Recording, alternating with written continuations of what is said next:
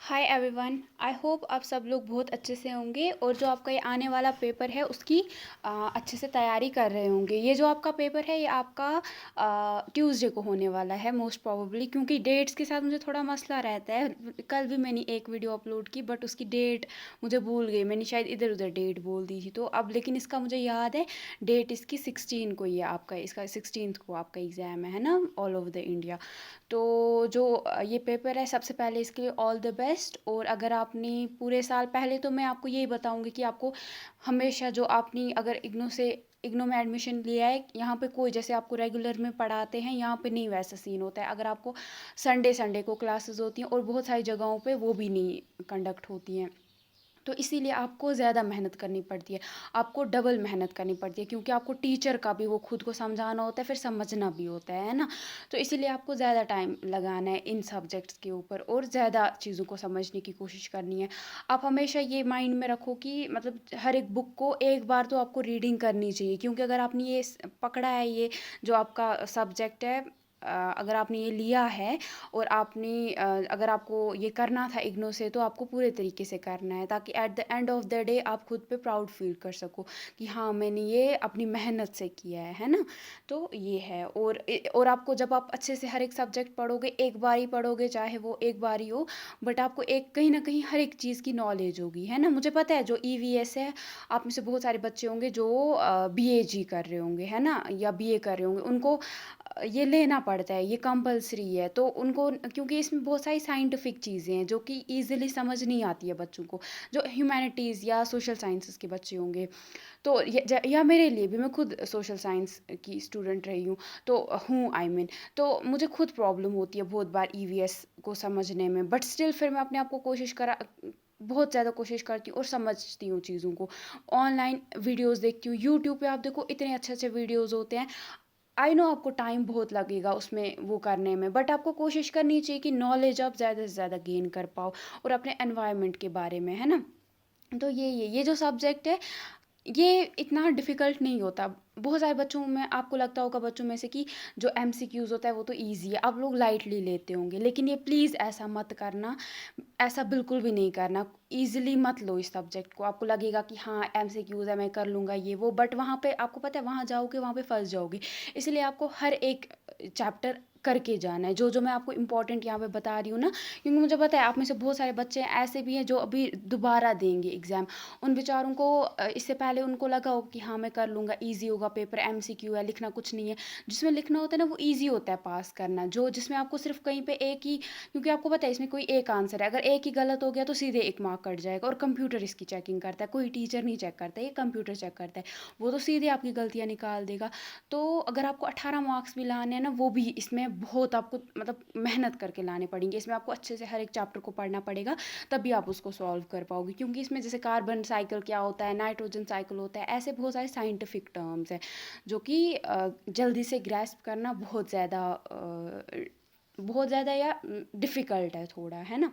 तो इस तरीके से, तो अब मैं आपको यहाँ पे कुछ, आपको लगेगा ये मैं बहुत ज़्यादा आपको बता रही हूँ, बट मैं आपको इससे कम नहीं बता सकती हूँ। फिर अगर आपको लगेगा कि मैंने शायद आपको बहुत ज़्यादा बता दिया है, देन आप वीडियो को नहीं देखो।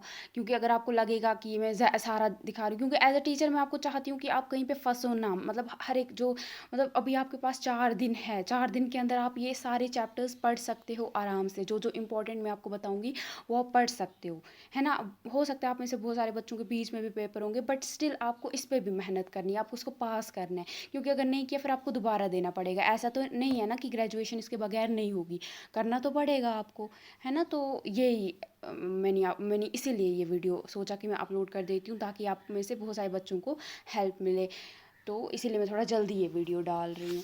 तो देखो जो ये वाला है ना, इसमें आपका पहला ब्लॉग पहले मैं आपको कराऊंगी, इसके बाद तीसरा कराऊंगी, देन टोटल इसमें आपको पता है 14 यूनिट्स हैं, जो कि बहुत ज़्यादा है एमसीक्यूज़ के हिसाब से। क्योंकि इन 14 में से सिर्फ 50 एमसीक्यूज़ आएंगे, तो खुद सोचो आप ये कहाँ कहाँ से निकालेंगे। तो आपको बहुत मेहनत करनी है इसके लिए, इन कुछ दिनों आपको मतलब बहुत ज़्यादा ये आपको कुछ रटा वटा नहीं करना, आपको सिर्फ चीज़ें पढ़नी है, जो जो इम्पोर्टेंट मैं बता रही हूँ वो आपको छोड़ना नहीं, उसमें सारे जो भी मैं आपको बताऊँगी इम्पोर्टेंट है वो आपको अच्छे से पढ़ना है, 2-2 बार आपको उसकी रीडिंग करनी है, ठीक है? रीडिंग करोगे खुद फिर समझ आ जाएगा।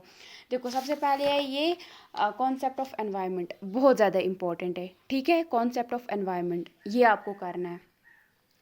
तो जैसे देखो इसमें ये है रेंज ऑफ टॉलरेंस क्या होता है, बहुत इंपॉर्टेंट है। और जो जो ब्लैक में है ना वो सारा आपको करना है, ठीक है? जो भी इन्होंने ब्लैक में हाईलाइट करा है। फिर आपको है यहाँ पे कंपोनेंट्स ऑफ एनवायरनमेंट, एबायोटिक कौन से होते हैं, बायोटिक कौन से होते हैं, ये आपको करना है। सही है ना? उसके बाद आपको यहाँ पे करना है टाइप्स ऑफ एनवायरनमेंट। यहाँ पे ये पता होना चाहिए आपको कौन से टाइप्स के, एक इंटरनल एनवायरनमेंट होता है, नेचुरल एनवायरनमेंट होता है और एक्सटर्नल एनवायरनमेंट होता है, ये आपको पता होने चाहिए, ठीक है?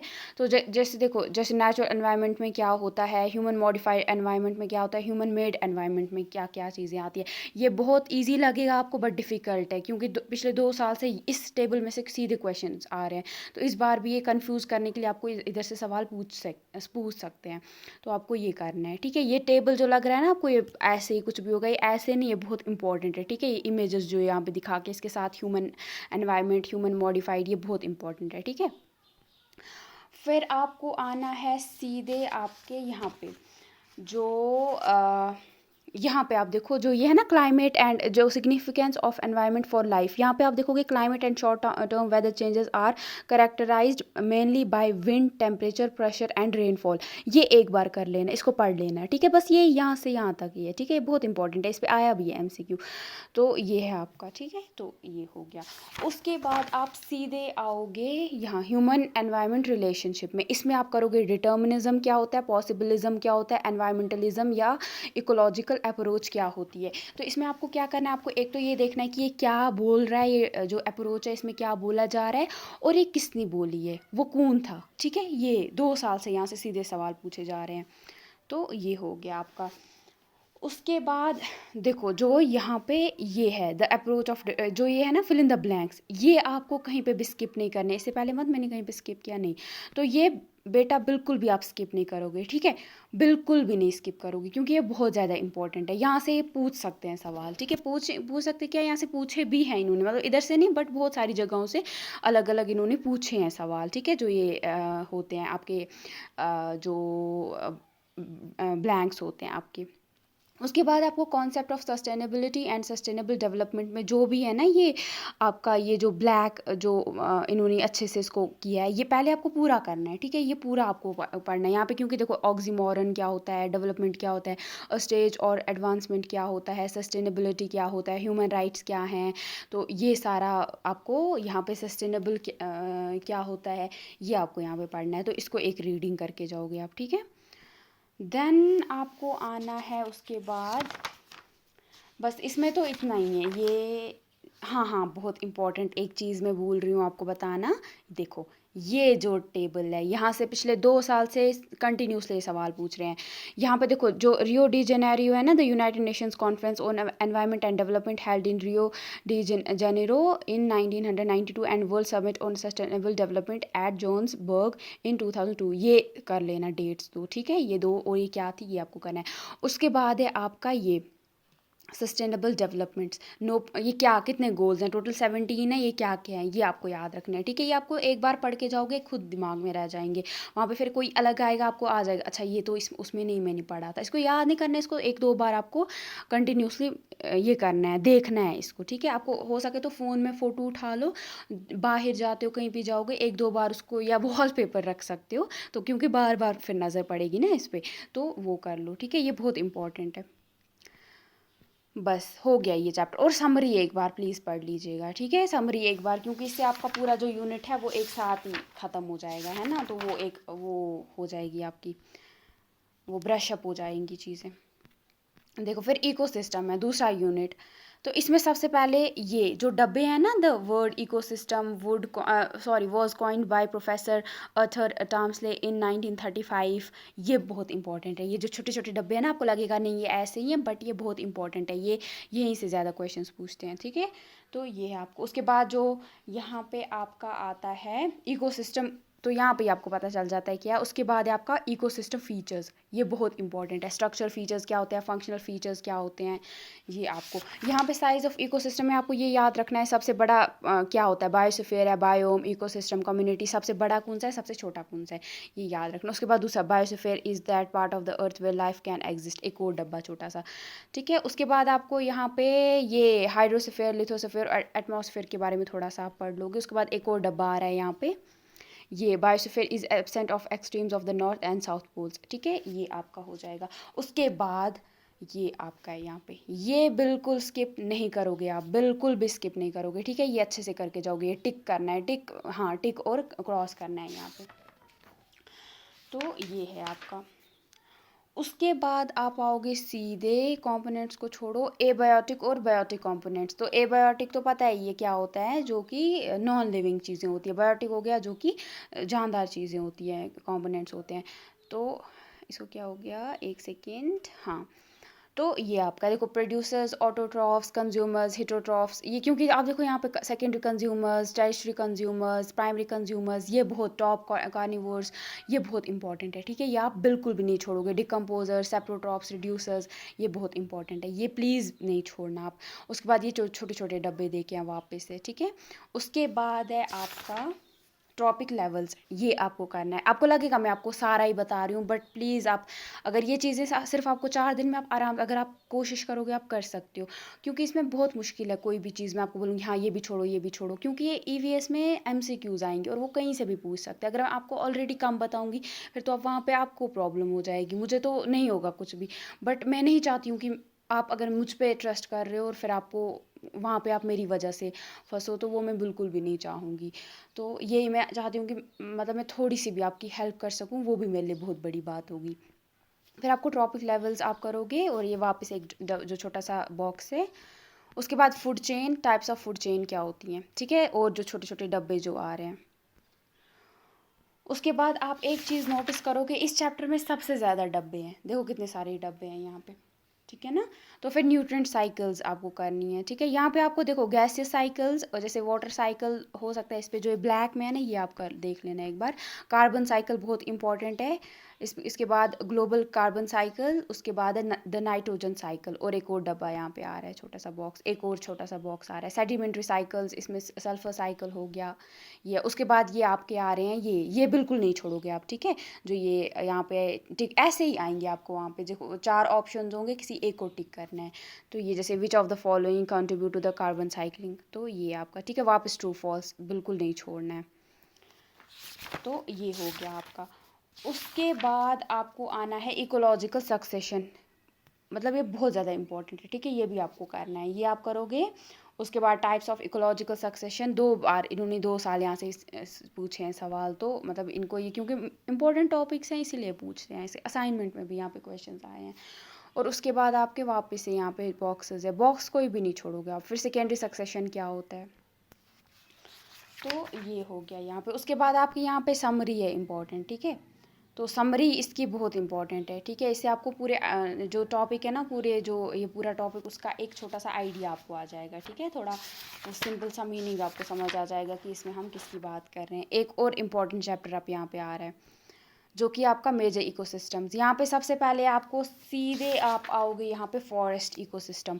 यहाँ पे कॉनिफोरियस फॉरेस्ट क्या होते हैं, टेम्परेट डेसिडियस फॉरेस्ट क्या होते हैं, ये सारे किस्म के फॉरेस्ट ना आपको करना है। यहाँ पे आपको क्या करना है, सबसे पहले यहाँ पे आपको देखना है कौन से फॉरेस्ट होते हैं, इनके यहाँ पे जो पेड़ होते हैं उनकी क्या हाइट होती है, कौन कौन से पेड़ यहाँ पे पाए जाते हैं, कौन कौन से एनिमल्स पाए जाते हैं, कौन कौन से यहाँ पे ये प्लांट्स वगैरह पाए जाते हैं, बस यही है। और यहाँ पे कितनी रेनफॉल होती है, ये चीज़ें आपको याद रखनी है, ठीक है। और ये कहाँ कहाँ पे किन एरियाज़ में पाए जाते हैं, तो ऐसे ही क्वेश्चंस वहाँ पे बनेंगे, ठीक है। ये पूरा करना है आपको। उसके बाद ये जो बॉक्स यहाँ पे है, उसके बाद आप आओगे वापस यहाँ पे, ये जो यहाँ पे जो है ना, यहाँ पे फिल इन द ब्लैंक्स ये करोगे। उसके बाद एक और डब्बा आ रहा है यहाँ पे, तो ये आपको ग्रास लैंड में आप सिर्फ देख लोगे यहाँ पे कितनी रेनफॉल होती है, ये यहाँ पे इंपॉर्टेंट है, और कहाँ कहाँ पे पाए जाते हैं, और यहाँ पे हम कौन कौन से एनिमल्स ज़्यादा देखते हैं, बहुत इंपॉर्टेंट है। डेजर्ट इकोसिस्टम, ये भी बहुत इंपॉर्टेंट है, ठीक है। ये आप करोगे सेम इसमें भी यही चीज़ें याद रखनी है, किन किन जगहों पे पाया जाता है, कितनी रेनफॉल होती है, अगर नहीं कम होती है क्यों होती है, वो सारा आपको देखना है। यहाँ पे एनिमल्स कौन से पाए जाते हैं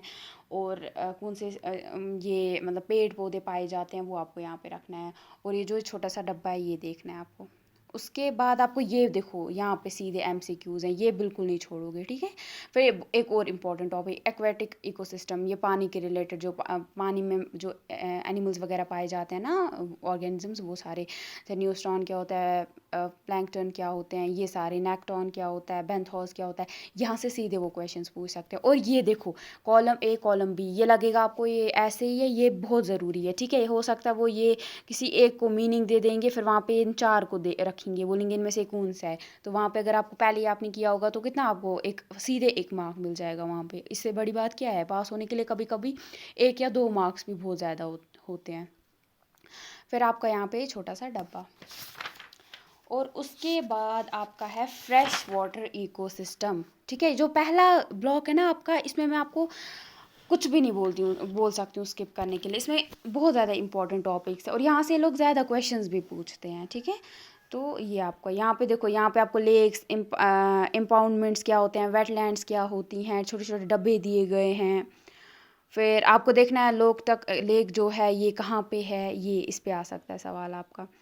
और उसके बाद इम्पाउंडमेंट्स क्या होते हैं, वेटलैंड्स क्या होती हैं, लोटिक इकोसिस्टम क्या होता है। पिछली बार यहाँ से पूछा था सीधे सवाल कि लोटिक जो इकोसिस्टम है वो किसको बोला जाता है। सीधे यहाँ पे जिसने अगर ये यहाँ पे जो ये है ना आपकी जो सीधे हेडलाइन शायद इसको बोलते हैं ना, जो यहाँ पे ऊपर ब्लैक, लोटिक इकोसिस्टम रिवर्स, ये अगर किसी ने देखा होता है ना वो आराम से कर लेता है इस सवाल को। तो बायोट ऑफ रिवर्स क्या होता है, इनके अंदर क्या पाया जाता है, मैरीन इकोसिस्टम क्या होता है, ठीक है। यहाँ पे क्या क्या देखा जाता है, यहाँ पे एस्चुरीज क्या होती हैं, ठीक है। एस्चुरीज या एस्चुरीज इसको आप बोल सकते हो। ये आपका और समरी है फिर इस यूनिट की, ठीक है। तो ये आपका है पहला जो ब्लॉक है इसका, उसके जो इम्पोर्टेंट जो क्वेश्चंस है जो आप बिल्कुल भी नहीं मिस कर सकते हो। जहाँ से क्वेश्चंस ये अगर आप जो आपका क्वेश्चन पेपर है उसको एनालाइज करोगे और जो प्रीवियस कुछ असाइनमेंट्स है प्रीवियस ईयर के, उनको अगर आप देखते हो तो आपको खुद समझ आएगा कि ये कितने इंपॉर्टेंट है। क्योंकि मुझे क्यों ये ऐसे समझ आया, क्योंकि मैं पिछले बहुत टाइम से आपको बहुत बार मैंने आपको पेपर सॉल्व कराए हैं और मैंने असाइनमेंट्स भी कुछ दिखाए हैं, तो उससे मुझे थोड़ा वो आ गया कि हाँ ये लोग कहाँ से क्वेश्चंस पूछते हैं ज़्यादा। तो इसलिए मैं आपको अभी बता रही हूँ कि ये कुछ इंपॉर्टेंट टॉपिक्स है, आपको ये बहुत अच्छे से करके जाने हैं, ठीक है। तो ये आपका ये था, बाकी का मैं आपको नेक्स्ट वीडियोज़ में करा दूँगी क्योंकि ऐसे ज़्यादा लंबे हो जाएंगे। Thank you.